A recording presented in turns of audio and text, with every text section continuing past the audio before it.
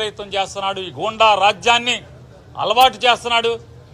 నారా చంద్రబాబు నాయుడు గారు. కానీ ఇవాళ తెలుగుదేశం వాళ్ళు ఎవడెవడైతే తెలుగుదేశం వాళ్ళు ఇవాళ ఈ కారులు ఎక్కి అధికార మదంతో మీరు కత్తులతో హింసతో ఈ రకంగా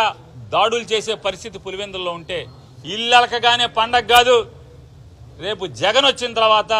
మీ కర్మ ఏంటో కూడా ఆలోచించుకోమని ఇవాళే మీకు హెచ్చరిక చేస్తున్నాం. మీ కర్మ ఏ కర్మగా పట్టబోతుందో అనేది కూడా హెచ్చరిక చేస్తున్నాం. ఇవాళ చంద్రబాబు నాయుడు ఉన్నాడు, అధికార మదం ఉంది,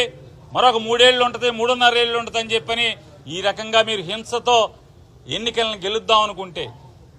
భయభ్రాంతులు చేసి పులివెందుల్లో ఎన్నికని గెలుద్దాం అనుకుంటే కనుక, గెలిచినట్టు మీరు చిత్రీకరిద్దాం అనుకుంటే కనుక ఇళ్ళగానే పండగ కాదు, ఖచ్చితంగా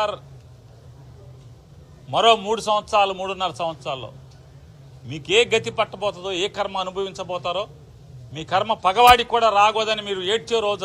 వస్తుందని కూడా మీరు గుర్తుంచుకోమని చెప్పని కూడా హెచ్చరిక చేస్తూ